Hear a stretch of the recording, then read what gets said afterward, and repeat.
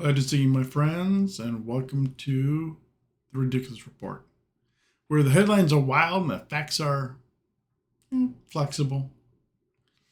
This all started about 6 months ago when our company rolled out something called Vital Logics, a wellness initiative that was supposed to improve our mental and physical health. I work for a mid-sized tech company, not a startup, not a megacorp, just one of those companies with an open floor plan, ping pong tables no one uses, and HR emails with phrases like empathy forward innovation. You know the type. Anyway, we all got the same email. Starting Monday, we'll be launching the Vital Logics Employee Wellness Program. Participation is mandatory. All employees must install the Vital Logics app on their work phones and sync it with their fitness tracker. Mandatory. Wellness. Two words that should never go well together. At first it seemed harmless. It tracks steps, sleep, heart rate, and these weird little check-in quizzes each day like, how would you rate your energy? Have you had any negative thoughts in the last 24 hours? Did you take a break from your screen today? We all joked about it, called it Fitbit for feelings. But things got weird. On the second week, the warning started. About 2 weeks in, a guy from IT named Brandon got a wellness strike. Literally an email that said, wellness alert, your stress levels and negative response scores are above the acceptable threshold. Please report to HR for wellness consultation. We thought it was a glitch. Brandon was the chillest guy in the office. Walked to work, meditated daily, brought in vegan banana bread every Thursday. The next day, he was gone. Desk cleared, Slack account deactivated. Nobody said a word, not even HR. Now, in week 3, they came for me. At this point, everyone was paranoid. We started comparing scores, whispering in the break room. People were actually faking positive answers in the daily mental check-ins. I, being me, decided to test it. One morning, I answered the check-in honestly. Energy level, 3 out of 10. Negative thoughts, yes. Do you feel emotionally supported at work? No. 10 minutes later, I got an alert. Your wellness report has been flagged for review. Please remain available for follow-up. I laughed until I noticed my computer screen dim. Slack logged me out. My badge access to the kitchen stopped working. To the kitchen? At 3:16 p.m., I got an email from HR. Subject line, let's chat. Yeah, the chat. They didn't fire me. Instead, they offered me a reset package, paid time off, mental health resources, and optional biometric screening. But something felt off, especially when the HR rep said this. We've noticed certain cognitive trends in your data that suggest you're nearing a performance threshold. I asked what she meant. She just smiled. They have noticed you're thinking a little too much. It's okay. We can help you relax. I pretended to accept the reset, smiled, nodded, left the meeting. When I went home and started digging, I have a background in data science. I figured if the app was collecting info, it was sending it somewhere. I jailbroke an old work phone, installed Vitalogics on a sandbox environment. Used something to monitor outgoing traffic. I think that's a real software, so I'm not going to say it.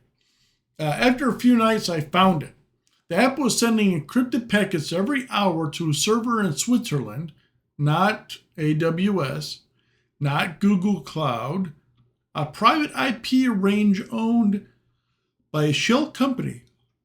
I extracted one packet and decrypted it using a public SRE key I found buried in the app's DSK. A lot of technical terms. Inside, a JSON object containing my heart rate, sleep cycles, voice activity, screenshots of my Slack messages, transcriptions of my Zoom calls, including ones from before the app was installed, and worst of all, a compliance score. Mine was 73.2%. Brandon was 41.9%. Another coworker, Rachel, she was 38.4%. She quit 2 weeks ago. Nobody's heard from her since. All right. The app had a hidden menu accessible if you tap the logo 7 times. It opened a terminal window called Admin Diagnostics, and there it was. A list of names, employees past and present with 4 columns. Name, score, intervention level, disposition, just wanted to say it a little weird. He also had Brandon, level 2, relocated. Rachel, level 3, terminated, compliant. Me, level 1, pending flag. There were hundreds of names. Some were marked vendor, some had notes like observed on external channels or discussed workplace unionization. They weren't just tracking wellness, they were tracking dissent. I knew I couldn't go to HR or even the news. This was the kind of thing that, makes people disappear. So I did what any paranoid, sleep-deprived, compliance score data analyst would do. I ordered a pizza. To be specific, I ordered a pizza to the office topped with anchovies, something no one in the office liked, and I needed to sit there untouched.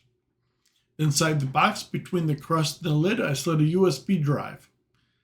On it, all the logs, the decrypted packets, the admin console screenshots, you name it. I addressed it to Kyle, the quiet guy in risk and compliance. He used to work for the NSA. We weren't close, but I know he'd know what to do. That was a Friday. By Monday, Vitalogics was temporarily disabled for upgrades. By Wednesday, HR had a data breach they were actively investigating. And by the next Friday, 5 top-level execs were suddenly retiring to spend more time with family. I don't know what Kyle did. I just know the app never came back and I still have my job. Now, sometimes I wonder how far it went. How many companies were using it? How many resignations weren't really voluntary? How many of us were slowly being engineered into perfect little complaint workers? I still check my heart rate every morning. Still wake up at 3 a.m. hearing the HR's voice rep, "You're thinking a little too much." Oh boy. And that's all for tonight's Ridiculous Report. If you enjoyed the madness, smash that like button. Drop your wildest story in the comments and subscribe for more news you can barely believe. Stay informed, stay entertained, and above all, stay ridiculous. See you next time. Bye-bye.